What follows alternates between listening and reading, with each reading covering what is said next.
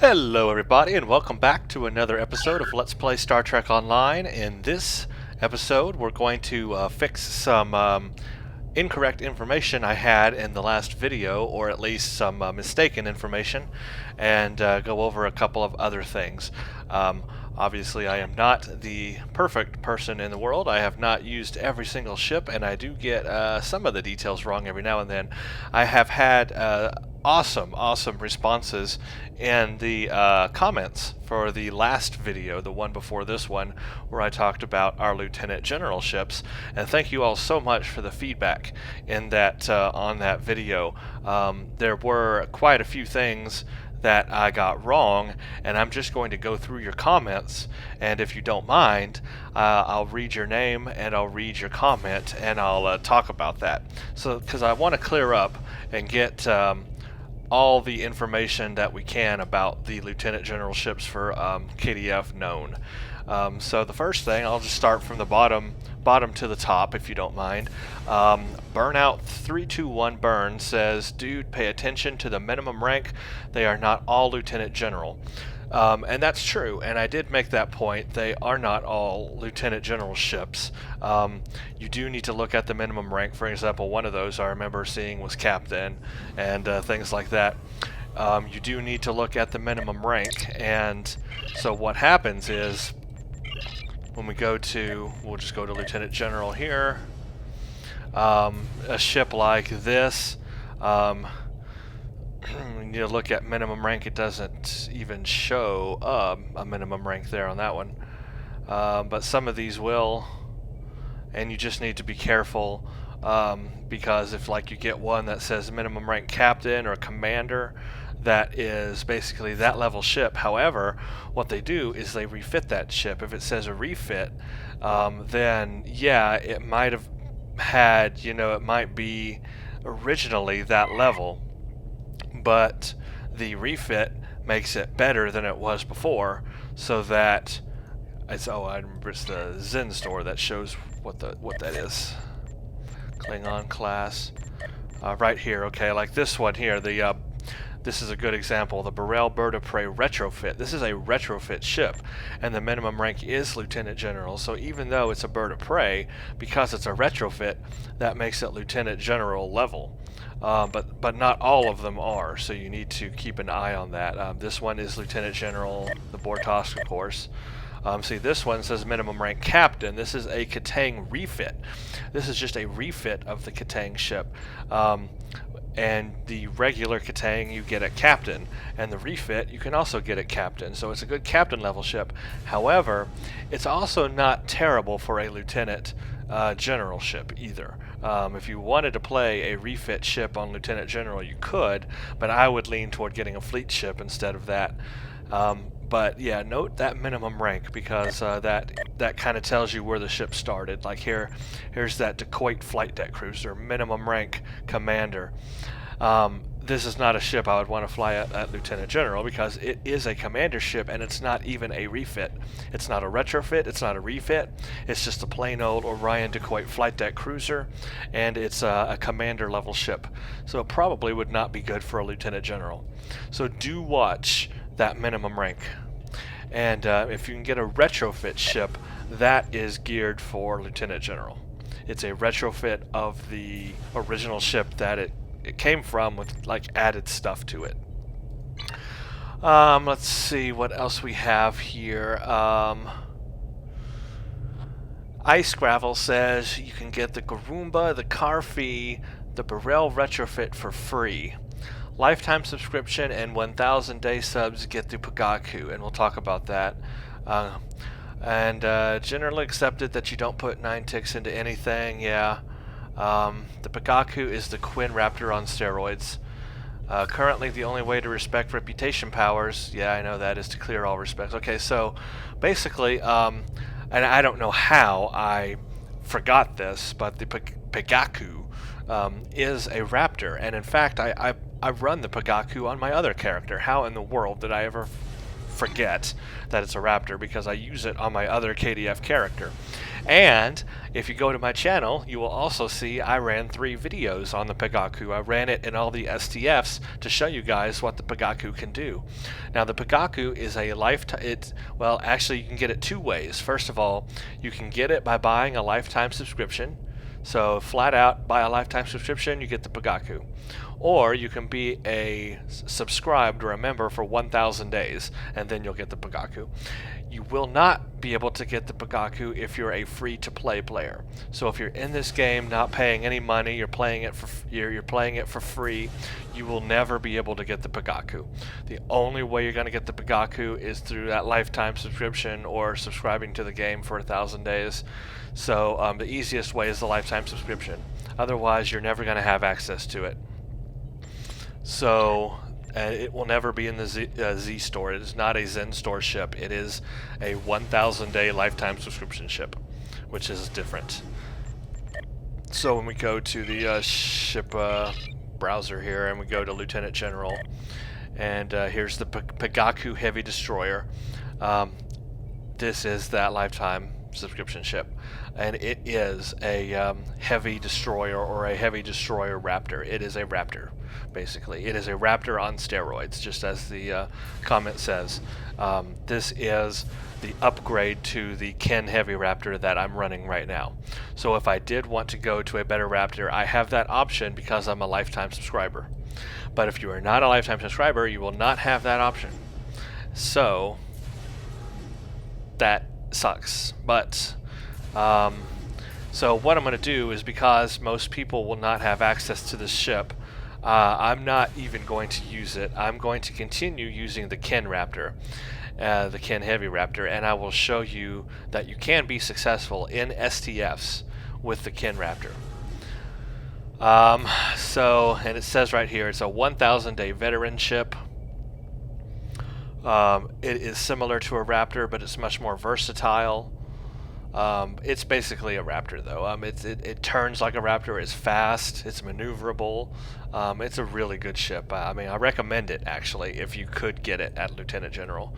But again, it's not a free ship. It's not a ship you'll be able to buy in the Zen store. So I can't believe I forgot about that either, because that's the big, 1,000 day ship they came out with. All right. Well, let's see. We got some more comments here. I'm just reading these real quick. The burning steps lets me know that fleet credits are not really that hard to come by. Technically, they are not hard to do. It just takes time. You have to first join a fleet, and you want to always find a good fleet. You don't want to be in a fleet that's like, crappy or, gonna mess you up or just doesn't do anything. You want to be in an active fleet. And you want to be in a fleet that is adding new missions to your starbase and growing your starbase. Else, you're not able to get the fleet credits, because you get the fleet marks and credits you need by doing projects or putting those fleet marks into those projects. So you have to be adding those projects actively to your starbase and stuff. And if your fleet isn't doing that, then it's pointless. You're not going to get the fleet marks and fleet credits for it. And then doing the fleet marks themselves, pretty easy. You just go basically to this button right here, and you can go to Reward Fleet Marks. Now, I'm not in a fleet, so it's not going to show me all my available things, unfortunately. But if I were in a fleet, I would get things. Well, I'm in KDF, so it's a little different. But this is Colony Invasion, No-Win Scenario, and on the Federation side, you have like defend your starbase and then defend freighters and others, and a couple other missions for fleet marks. And you join a pug, or you join your group with your fleet, you run those, you get fleet marks for them, and then you turn that into the mission and it builds fleet marks. It just takes time, and it's not something I could do quickly to get the fleet ships to show you those ships, unfortunately. So that's basically what I meant by that, is that it's not something I can do quickly to show you those fleet ships, because that takes a really long time to get. Let's see what else here. And yes, the Pagaku has a better cloaking device than the Ken Heavy Raptor. It's got that battle cloak, I believe, so it's obviously better. See, Ice Gravel says, I have enough Zen to buy the board task. Yeah, I do, but I don't really want to buy that. Enhanced Battle Cloak changes Bird of Prey from Star Trek 6. Okay. The subspace jump, he lets me know that that's basically the Picard maneuver that warps behind your next target. So that's pretty cool. The Garoomba has the Death Star super laser, so some kind of super gun the Garoomba has. Lieutenant General Ship Token character unlocks instead of account. Pagaku reigns supreme, Battle Cloak, and Death Lotus. So, yeah, again, I can't believe I forgot about the Pagaku. Duh. Let's see what else we got. Captain Black Sweet Cherry says, use your best bet is to use your 1,000-day veteran ship, the Pagaku, or Pegku. Oh, or Pegaku, not Pegaku. I'm calling it Pegaku. So he says, or she says, pronounce it Pegku. Okay, the Pegku, excuse me. Of course, it's not like there's a book out there where it's like, translate it this way, you know. It's like, these names are kind of made up. It's completely free and better than the Ken Raptor, mirror or otherwise. It has the same weapon layout plus tactical regenerative consoles. I also have my 600 VA ship token to buy a C-Store ship.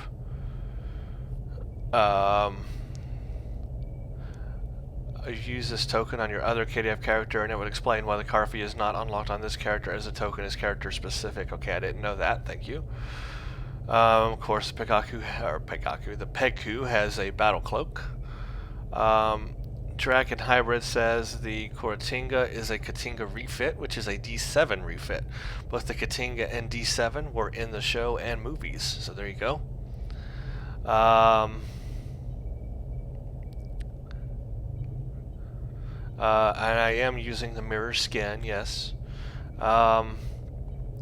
Sonali Forever says, personally I would have bought the Burrell retrofit and then worked my way up to its fleet variant, but that's a personal choice, favoring the good Bird of Prey that Crudge designed. I would go with the Ken look for saucer and warp cells, but use the Baroque look for hull and pylons. Also, once your character is maxed out, can he or she still earn skill points for future use, or is that it? You do keep earning skill points. They actually don't stop. And if you go here to somewhere, you can see where all your skill points are. I guess the skills menu. Somewhere. It used to show you like all your skill points that you were collecting. And but they're pretty much useless at this point because you are no longer gaining skill points that go into this area where you're leveling up your character and your different numbers. We're at 50 now. We're maxed out. We can't go any higher. So really, it doesn't affect us in any way. Spent. But what does keep adding up are your expertise, and you want to keep getting expertise points. And you see, I have 202,090 expertise points left. I've spent that many. Out of that many, I've spent on this specific officer that many. But expertise is important because in your reputation, when we get into that here in a second, you're going to see that adding reputation missions require expertise. Like this one, it says requires 2,750 expertise. So that is important still for doing reputation missions. Skill points, not important. Expertise, important. And you get expertise with each mission you do. So you notice, we get skill points and expertise with each mission, so that expertise is still important. So as you do more missions, as you do dailies and stuff like that, you earn expertise. That is still important. It's also important if you ever want to change out your bridge crew and change everybody over or change their skills or whatever, because then you have to reskill them, right? And you skill them with those expertise points. So that is still important. So that's all the comments I got so far on that. So I just wanted to clear some of that stuff up.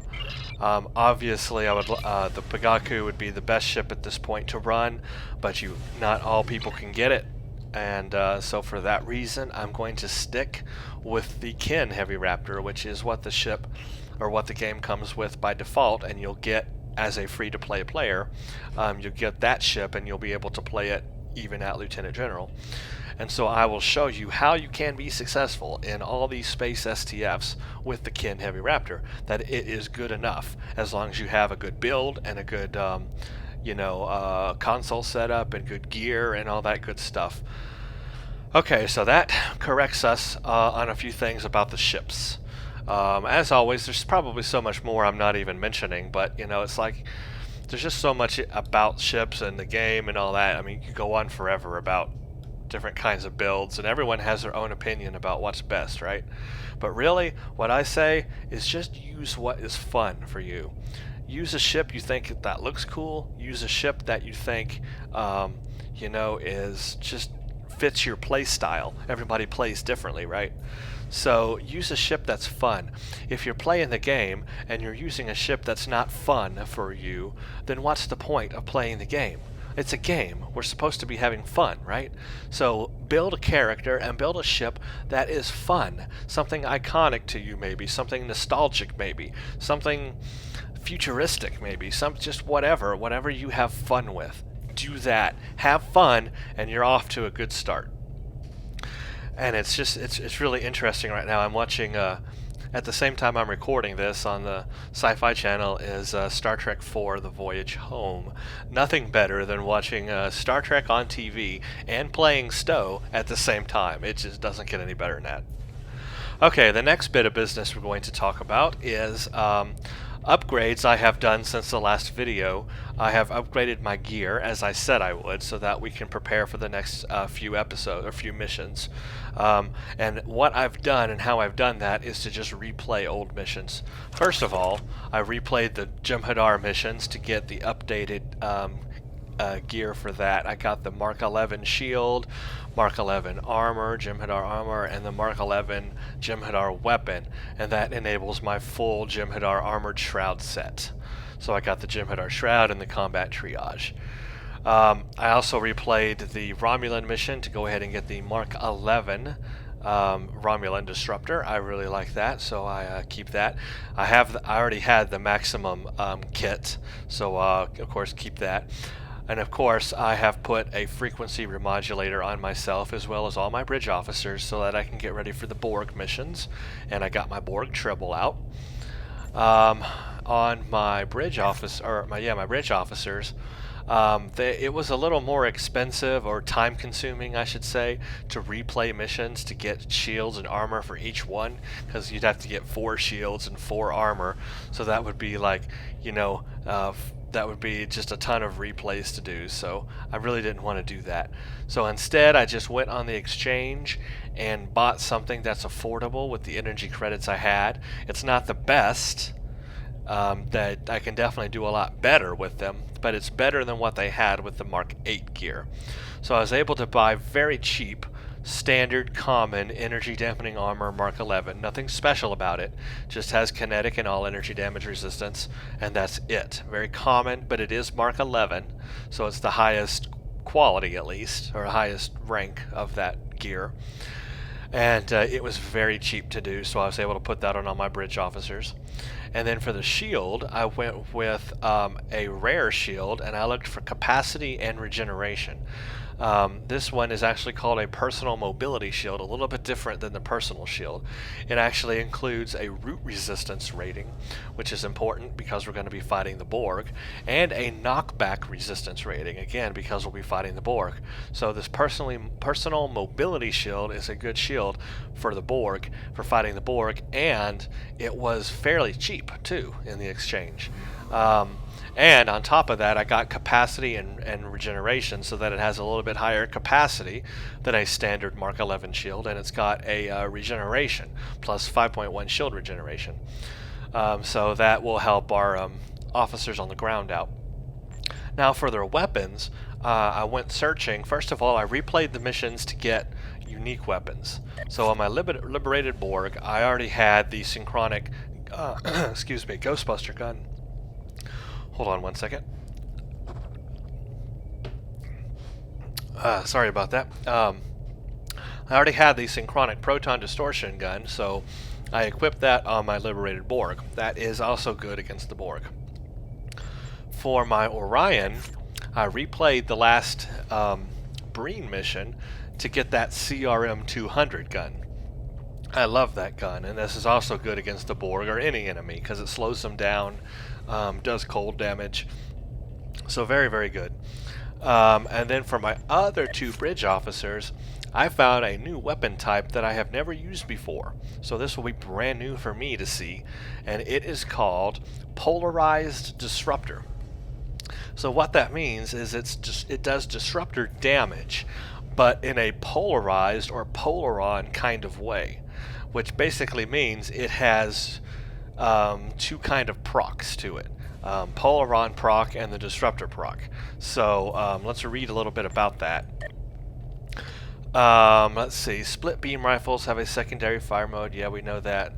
Polarized disruptor ground weapons have a chance to reduce the target's damage resistance and a chance to cause the target's weapon to malfunction.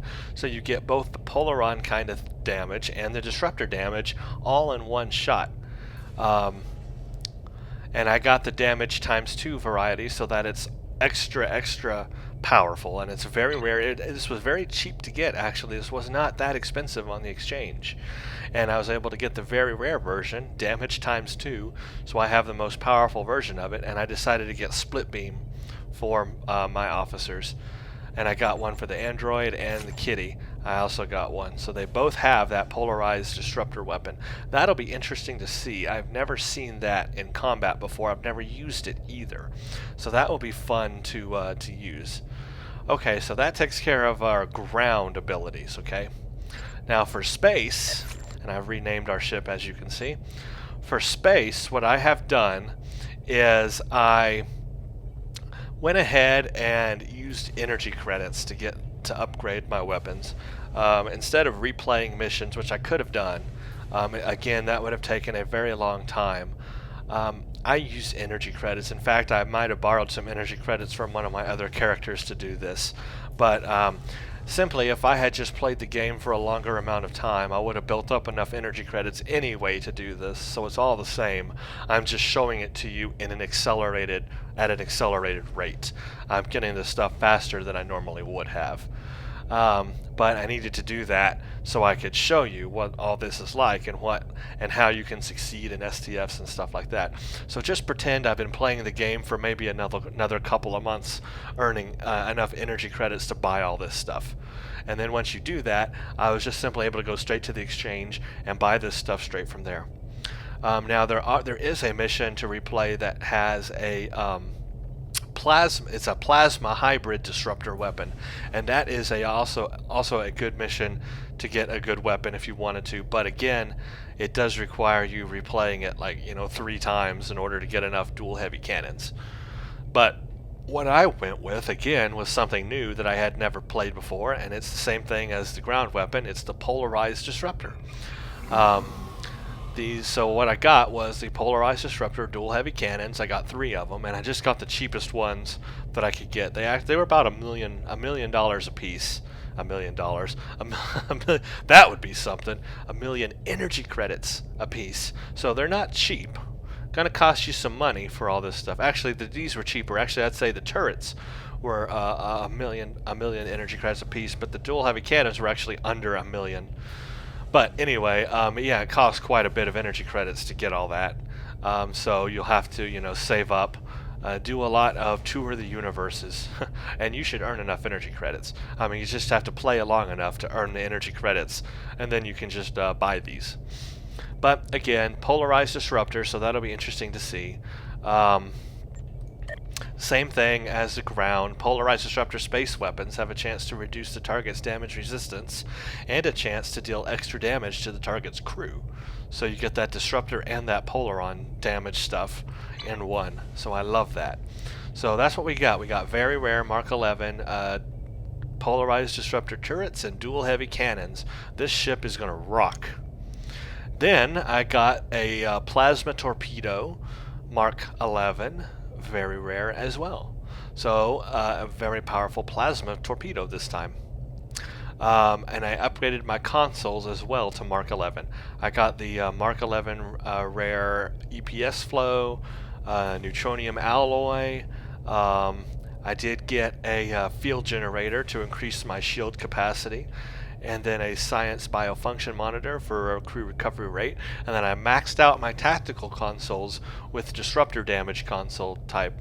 And even though these are Polaron / disruptor weapons, they deal disruptor damage. So the disruptor tactical console is the one you want to go with to boost this weapon type. So with that maxed out, this is going to be an awesome build. We're going to be able to play the STFs very, very well with this ship. And it's not even the Pagaku, it's just the Kin. But I'm going to show you, it's going to be awesome. For my stations, I went ahead and just kept emergency power to shields for my Ensign engineering station that the Mirror Universe ship gives me. Just decided to stick with that, and I skilled it up. And that's going to be good. That's going to give me a little bit more healing ability on this escorty type ship, which will be really nice in combat. So we're ready. We are basically ready. I will go into space and show you that the design that I finally settled on. I went ahead and took off those nacelles, those big clunky nacelles. I did not like them. But you can see here in the darkness of space that the Aegis shield does those red lines along the ship, making it look very, very, very awesome.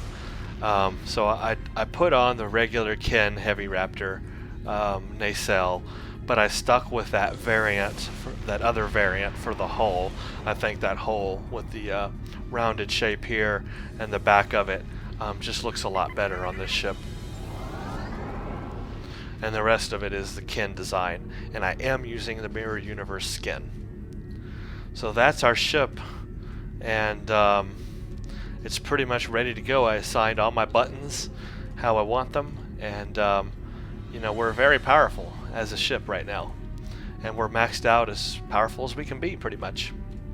So that shows us that we are now ready to do the next Undine Advanced missions, which will be in the next video. But before I do that, there is one more thing I want to briefly introduce you to. And we're going to get into that after we finish the Undine Advance, and that's the reputation system. So what was new about Season 7 is that Star Trek Online, or Cryptic, introduced the reputation system.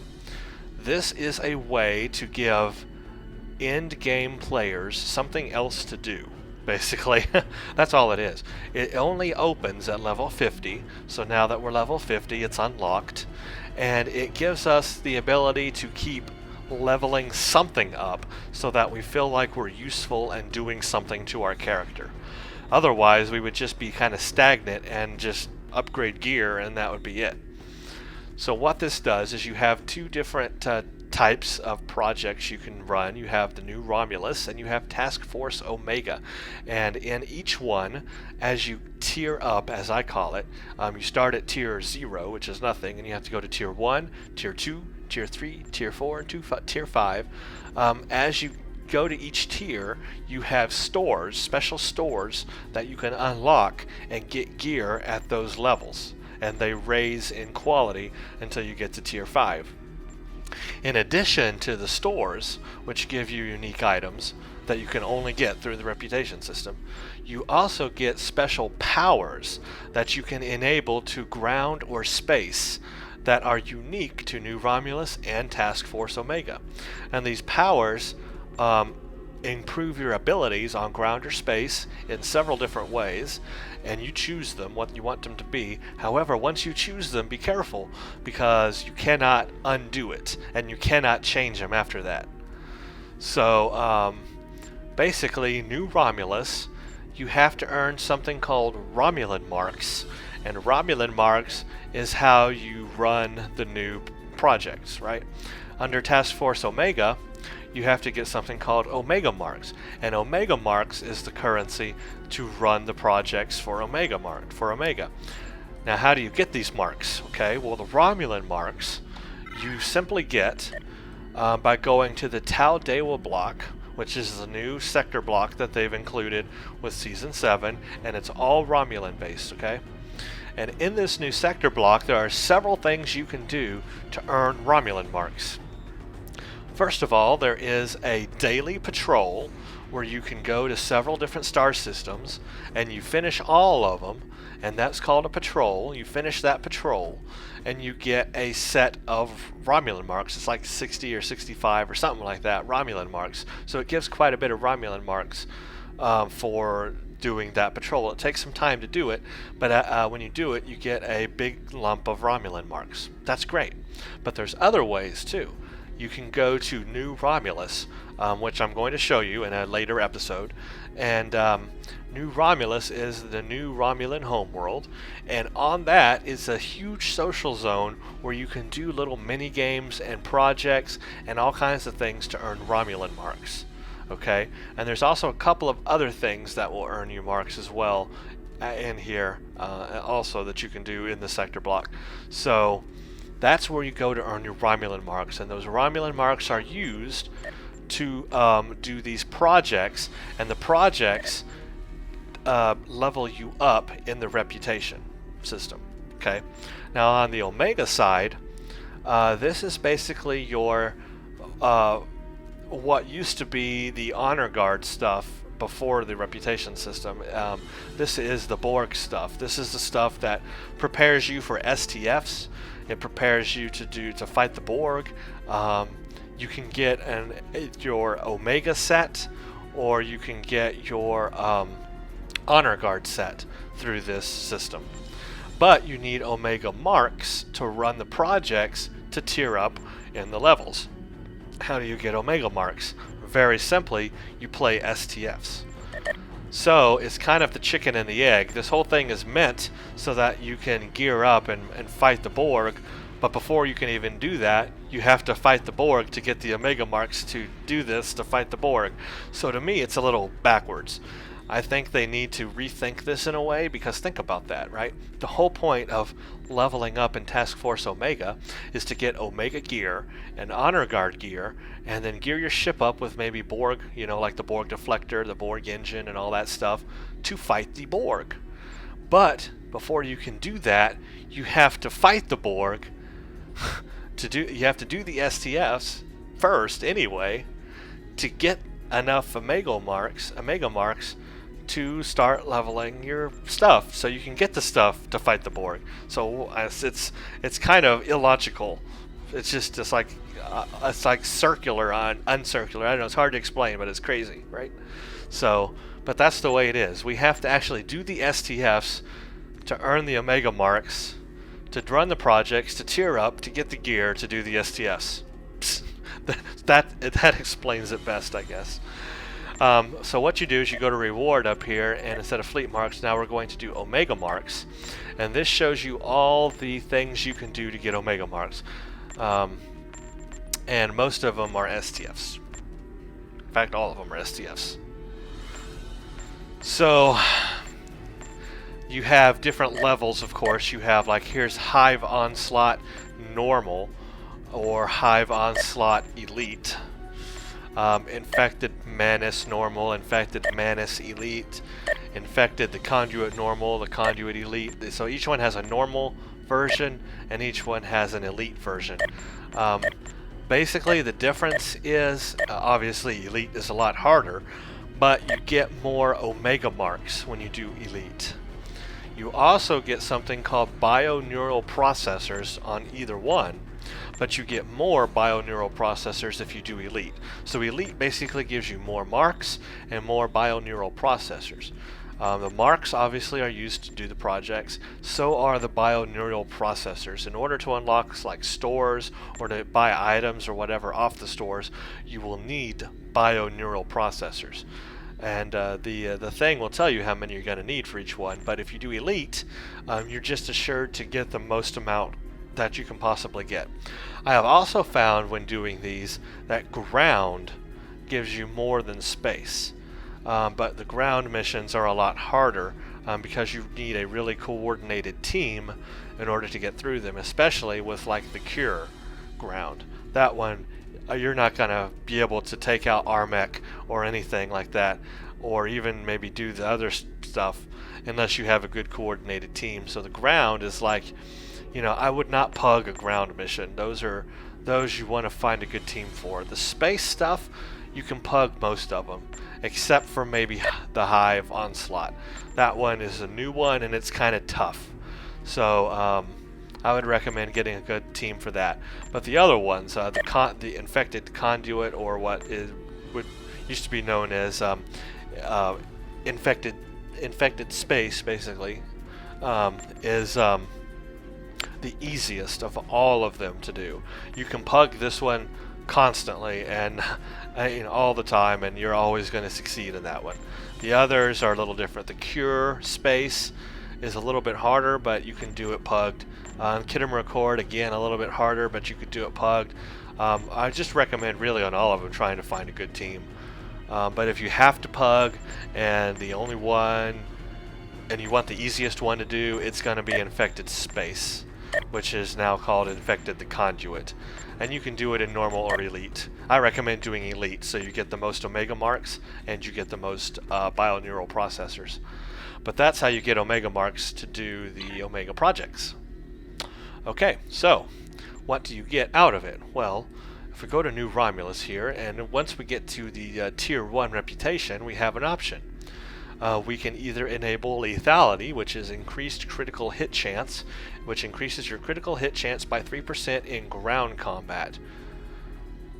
Okay, or we can select enhanced personal shields. Increases your personal shields by 30, enhancing your shield health in ground combat. So you have those two options when you hit level 1. And on my other characters, I went for lethality, a greater critical hit chance. But you can choose which one you want. When you get to Tier 2 on the Romulan side, you have Precision, increase your critical hit chance by 3 in space. Or your Starship Shield Systems by 30 in space.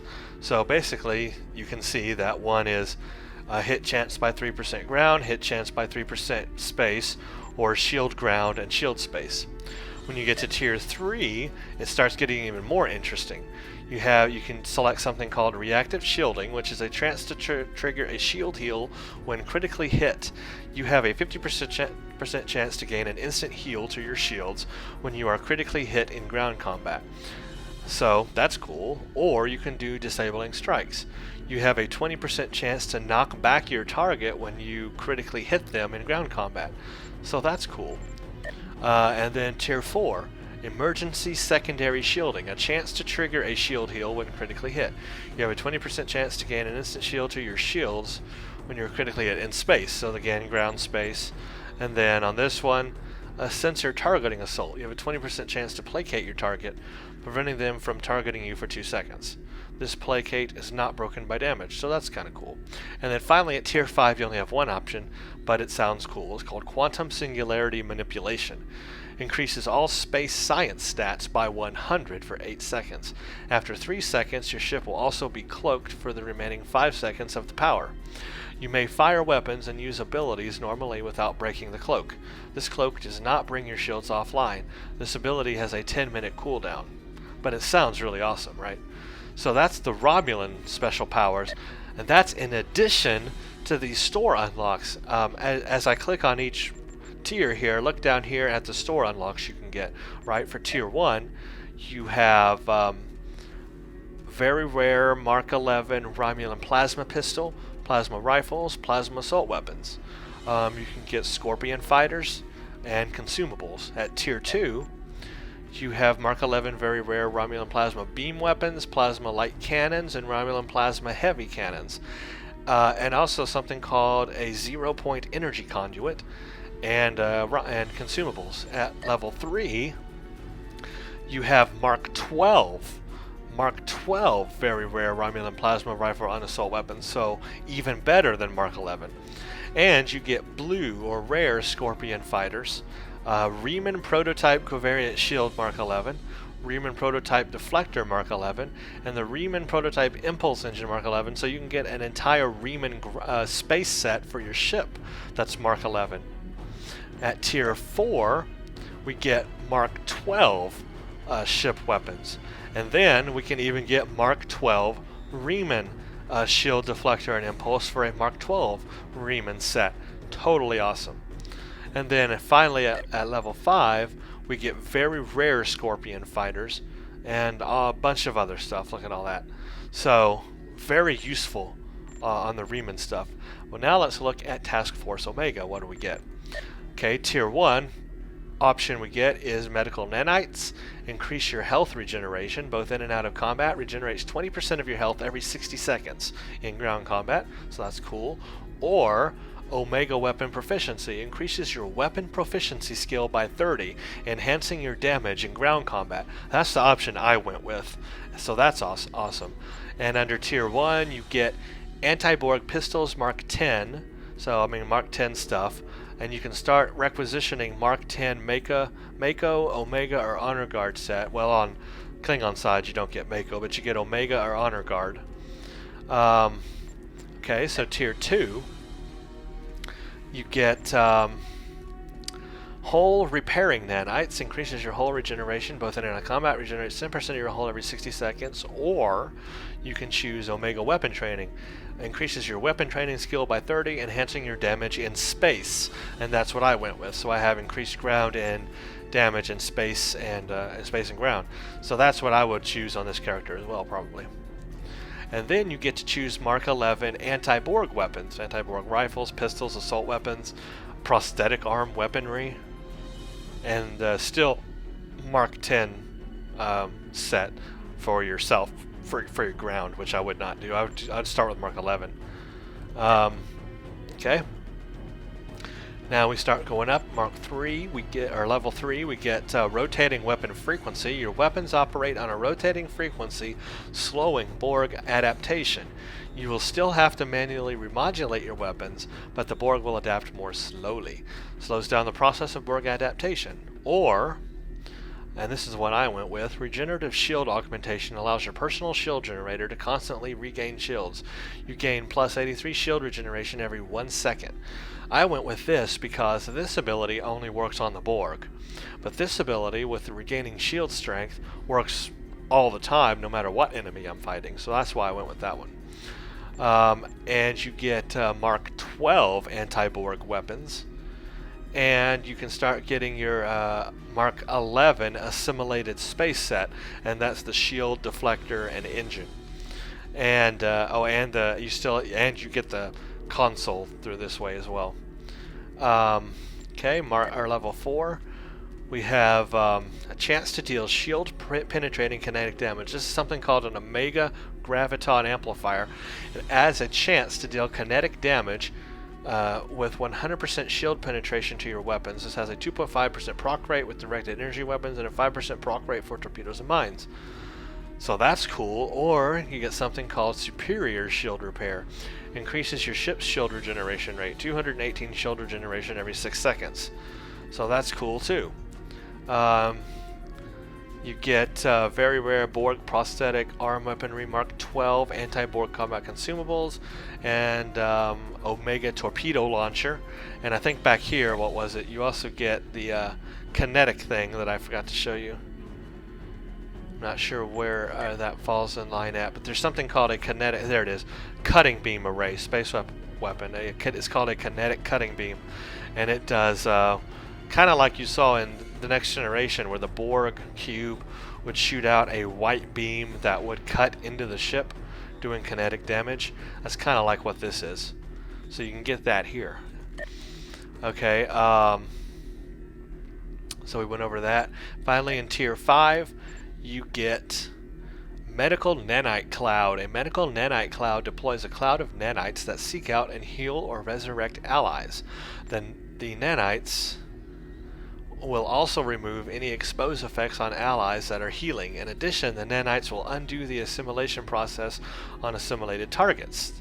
This ability has a 10-minute cooldown, so that sounds awesome. And then, at this point, at level 5, you can get Mark 12 Omega, Mako Honor Guard ground set, and space set. So this is level 5 is where you get all the good stuff. So totally awesome stuff there. So both Romulan and Omega stuff gives totally awesome stuff that you want. It's just a matter of taking the time to do it. Now, how do you activate projects? Well, you see how these are highlighted red. There's only 2 places I can start projects at a time.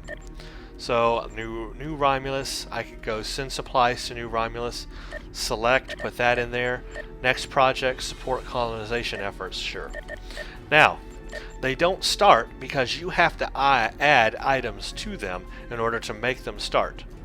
And they are 20 hours each, but this one gives you 800 Star Empire reputation and dilithium, and it's that reputation that starts leveling you in the reputation system.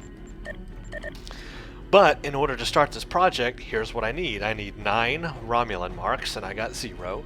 I need expertise, which I got plenty of.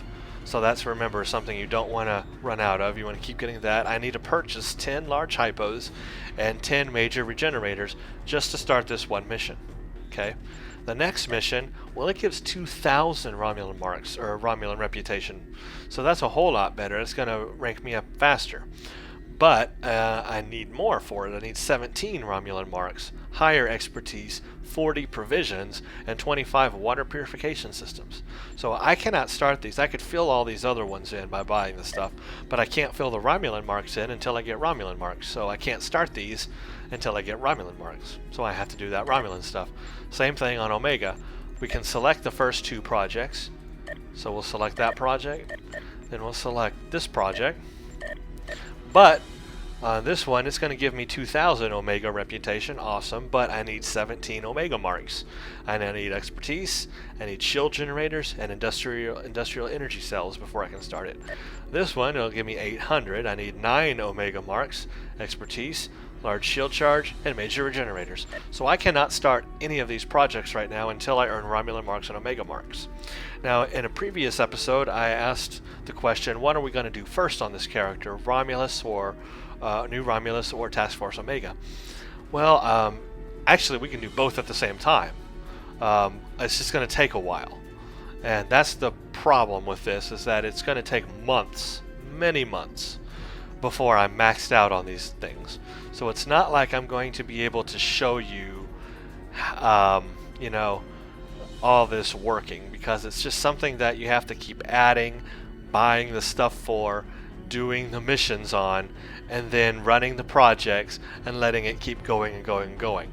What I can do is, as I level up to each level, I can record a video, like when I reach level 1, right now I'm at tier 0, when I reach level 1, then I can show you which option I'm going to pick, and after I unlock the stores, which are also a project you have to run, and you have to get things for, after I do that, then I can show you what's available in the stores at each level.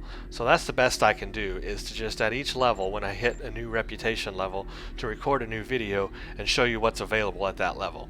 Otherwise, it's going to be grinding on my part off screen, grinding missions, grinding STFs, grinding Romulan marks, and doing all that grinding stuff, and adding projects and waiting. Each project takes 20 hours to run, so it can only do it like once a day.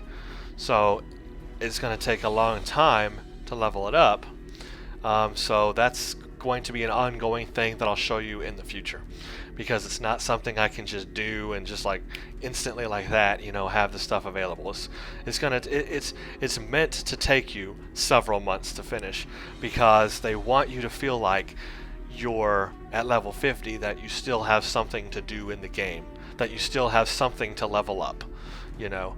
So that's the whole idea. So it's naturally going to take a long time to do. So we can't start any of the reputation, but at least I can give you that intro on it.